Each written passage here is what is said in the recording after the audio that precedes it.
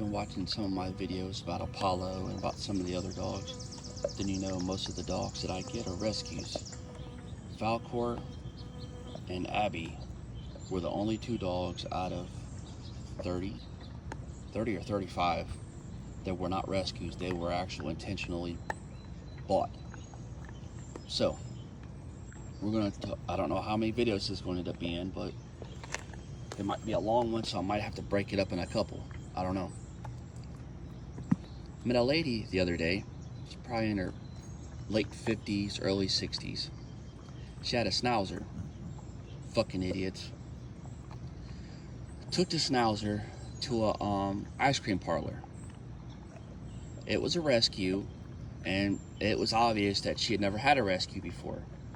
And so this poor little guy was flipping out. He was barking at everything, biting at certain dogs, and a whole bunch of other things going on. And I just was watching him, and watching him reminded me of Apollo when I got him. Apollo and his fear aggression and the separation anxiety.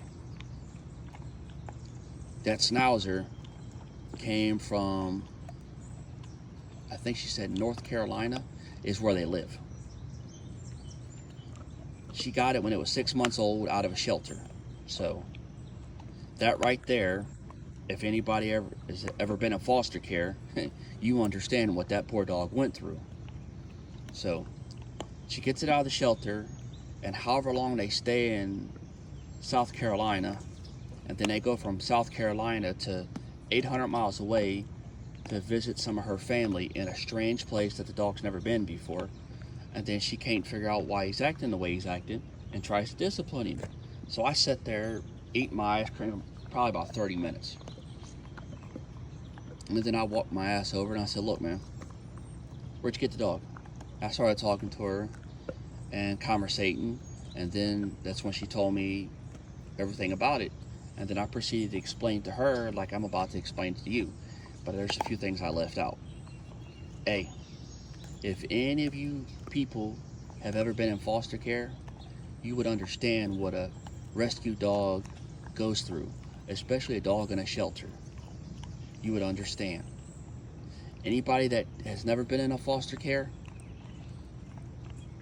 is the worst thing on this fucking planet. It is. I don't care if you're in a foster care facility or if you're in someone else's home. It is the worst thing on this planet. Because you are the kid that didn't belong. Just like the dog. You are the dog that didn't belong. And we feel that way. I was in foster care when I was really little.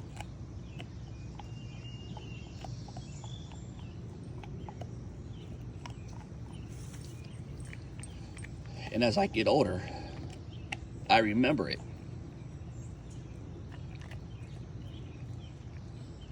And that's why I've gravitated to the rescue dogs, I guess. Because of what I went through as a kid. So I can relate to the fear, the abuse, the anxiety separation, I guess the post-traumatic stress from being ripped from a place that's the only place you've ever known. And I mean, I've had to deal with it with these two, with Apollo and Shelby coming up here. And at first it didn't dawn on me because I figured they would be okay with it. But when we got to the place we're in now and the way they started acting, they didn't act that way at home. So I put two and two together really quick because Shelby spent a year in a no-kill shelter. A year. Can you imagine being a year in an 8x10 cell alone? I mean, I'm one for not really caring for people, but she really loves people. They found her on the in West Palm Beach on the road. Luckily, a no-kill shelter found her. One of their people picked her up because if it had been anybody else in West Palm Beach, they'd have killed her. She wouldn't have got a chance to be adopted. They would have killed her because of the way she is. She's aggressive to a point.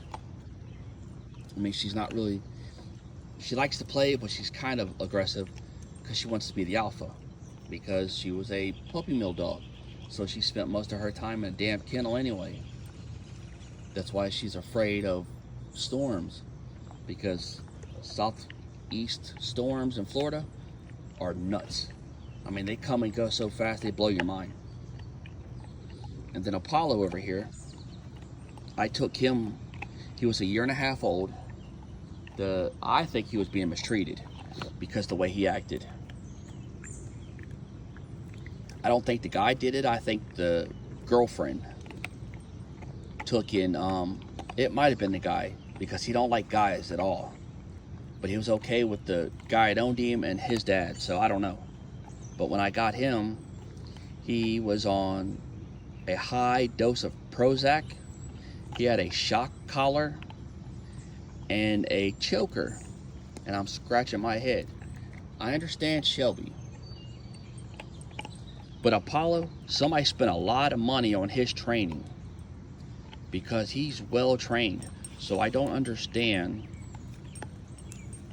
what was the need for that, other than just too lazy. And then they had a kid. The guy got the dog, then he got the girlfriend, then they had the kid. And then she didn't work and he did. So we all know how this generation works out. They barely take care of their goddamn kids, let alone their animals. So the guy got rid of Apollo. She got something, she found me, because she's in one of the groups. And I contacted, yada yada. I went up and got him. And the guy cried. His parents cried. I don't know why his parents couldn't take him. There was something, I don't remember what it was, but there was a real good reason why they couldn't take him. So I brought him home, and for the next 16 hours, we were fighting. I had to tie his ass up so he wouldn't chew me up, because he was afraid. We were fine before we got in the van. But on the way home, when we got far enough away, he realized that we weren't coming back. Yeah, the aggression kicked in. And then it went nuts from there. It took me 30 days to get him okay. A week and a half, 2 weeks, all I could do is take him outside, let him go to the bathroom, put him back in a room. I couldn't do nothing else.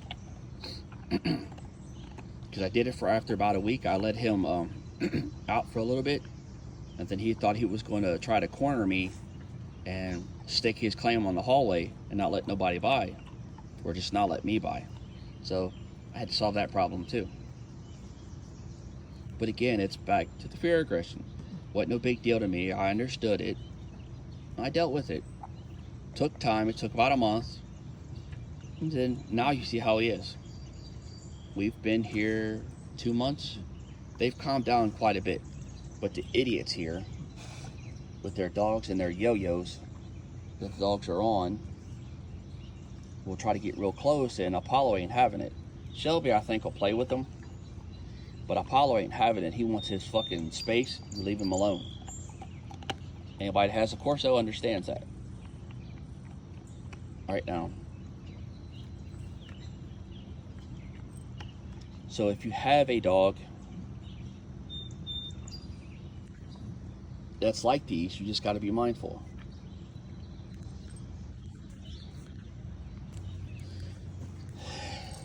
This is going to be the beginning or the end. I'm not for sure. Anyway, to everybody out there that wants to rescue a dog, or a cat for that matter, rescue any kind of animal from the shelters. If you've never done it, you better research up on it. Because getting a dog from a shelter or rescuing a dog is like getting a kid from foster care. And this is going to be where I explain kind of the foster care and shelters. So this will be probably towards the end. Because all you people out there that just think you're getting it, it's fucked up. Because you got a big thing ahead of you. Back where we live, there was a guy that got this dog out of the shelter, returned it.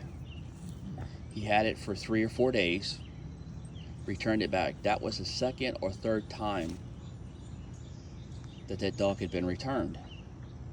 So it was put on the kill list, and the dog was put down. Now, this is going to be mainly about getting rescues.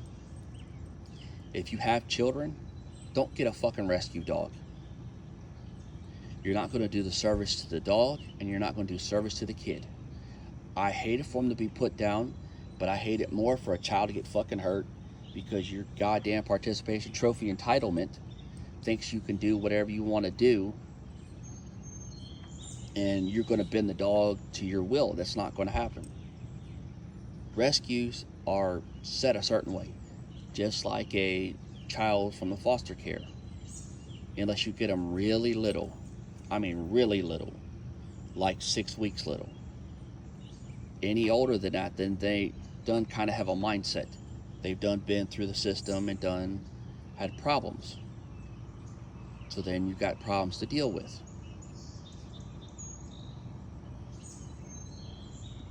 So I'll give you an example of how the foster care system is. When I was a kid, I was in a place called the Allen House. You can look it up. In late 90s, early 2000s, they were shut down for child abuse. I ain't explaining no more. You can find out the rest. Because TikTok or YouTube will hit this damn video if I explain more. But that place was pretty bad. They would make 10 or 15 kids take a bath in the same water. And then the food sucked, the people sucked. So it was horrible. Now, me telling you that story, it's a lot worse than what it sounds. Believe me, it's a lot worse. But because of YouTube and TikTok, I can't explain it. But you can look up the place and you will understand. Now you would say, oh, poor guy, you had a rough life. Yeah, okay, yeah. Now, magnify that on a dog. Because on humans, there's limits that people can't do, and they're worried about going to jail, but they can do it secretly. A dog, they can do it publicly. So, when you take a dog and you publicly humiliate it, when there's other people around or other animals around, and abuse it and do whatever you're going to do to it, and then you stick it in a shelter because you no longer want it, and then it spends a really long time there. Shush. Shush. Shush. See, now that's progress. And then it spends 6 months to a year there if it's a no-kill. If it's not, then this phone, for some reason, it just stopped recording. I don't know what the world's going on. But anyway, so there's that. If you have any other kind of animals, I don't care what they are, be mindful about the dog you're getting. He's a guardian. He's a Cane Corso, or actual name is Cane Corso, but most people know it as Cane Corso. So there's all that. She's a Dogo Argentina. Most people know it as Dogo. She is a hunting dog. Prey driven like crazy. He's a guardian. So you have to understand that. I'll give you kind of an example. There was a young black woman. Some guy thought he was going to make a TikTok video out of it. There was a young black woman. She was probably 21, 22, maybe 23. A beautiful Cane Corso. She didn't have a leash on. She was walking. He was well trained. Well trained. Walking right next to her. She was minding her own business. She was doing her workout. He was doing his. This guy of some sort is videoing, talking about how he's going to try to pick her up. And he starts flirting with her, and the lady was nice. I mean, she was really polite to him. She was like, yes, no thank you, I'm sorry, I gotta go. And she was just trying to be nice to the man. And he just wasn't having it. So he kind of backed off and went back a little bit more. And she said, hold up, you need to give me the space. My dog will bite you, you need to give me the space. You need to step back. And he said, oh, the dog ain't gonna do this, the dog ain't gonna do that, this ain't gonna do that, and this ain't gonna do that. And the more she backed away, the more he went to her. And the dog seen what was going on, and the dog chewed this guy a new ass. I mean, chewed him up. And he's like, get your dog, get your dog, get it. And she was commanding the dog. She didn't have nothing to pull him off of. But me personally, should let him chew his ass up. But that's me. Because this day and age, if a guy won't leave you alone and he's that forceful, there's something wrong. So the dog stopped after the guy walked far enough away from her. The dog stopped and walked away. And then the guy started babbling, running his mouth. And she's like, hold up. I told you to give me my space and you proceeded, so that's your fault. That's the background on how the county corsos are. Now there's other breeds that are even worse. And some of them breeds, if they hit a no-kill shelter, they're put to death. Where I live, the way Shelby is, the shelter there, they'd have killed her instantly. It would have been no doubt, because nobody would have took her. She'd have been dead within a week. There was an actual dogo there, and I was trying to figure out a way to do it, but I couldn't because I was coming to where I'm at. And living in a 37-foot 4-slide travel trailer that's a fifth wheel, 3 big dogs like that, I just couldn't do it. And I was trying to get people that I knew, hey man, this and this, till I come back, yada yada. I tried. I mean, I wish I took them all. There was 5 of them. And it was upsetting because I know they all got put to death. I know it. And it just sucks. You can't save them all. Love the ones you can. And not knowing the histories of some of the animals, you don't know what you're getting. It's kind of like Forrest Gump's life's like a box of chocolates. You never know what you're going to get. Yeah, with rescues, you don't. And it's just luckily, me and my wife have been experienced with it since we've been together for 20 years. And then I've had rescues before then. Every dog before then I had was a damn rescue. So I've had them all of my adult life. And if you're not experienced in it, it's going to be bad for everybody. Especially a kid if you're not careful.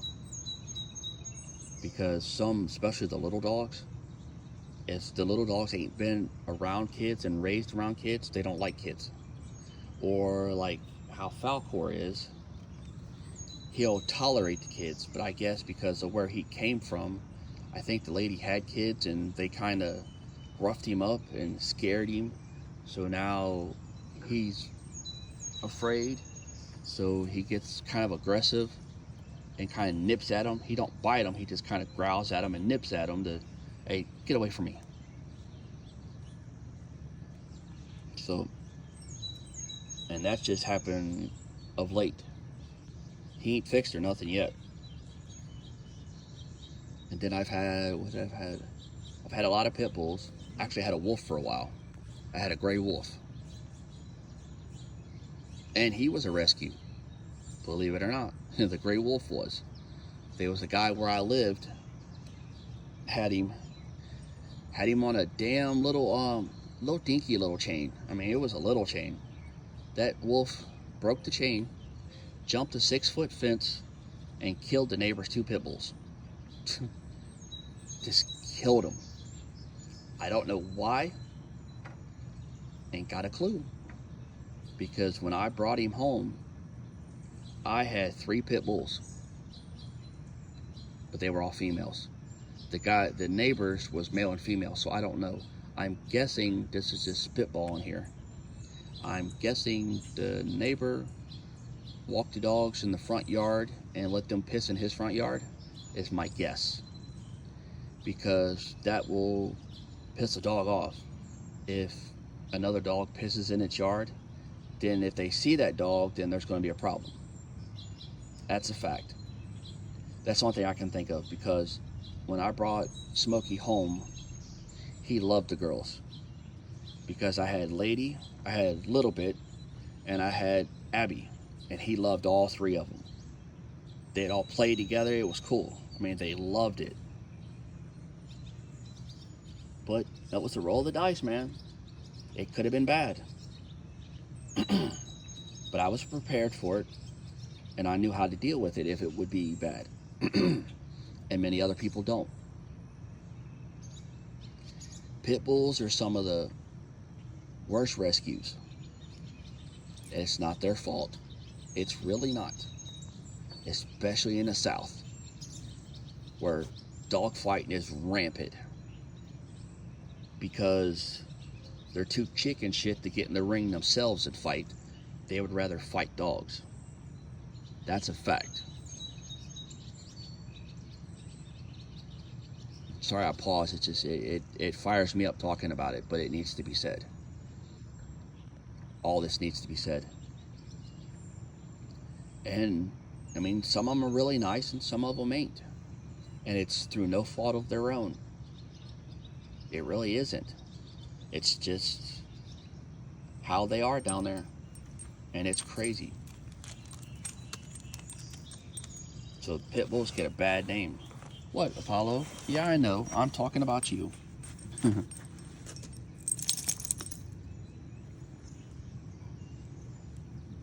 So a lot of what you see in the shelters are pit bulls.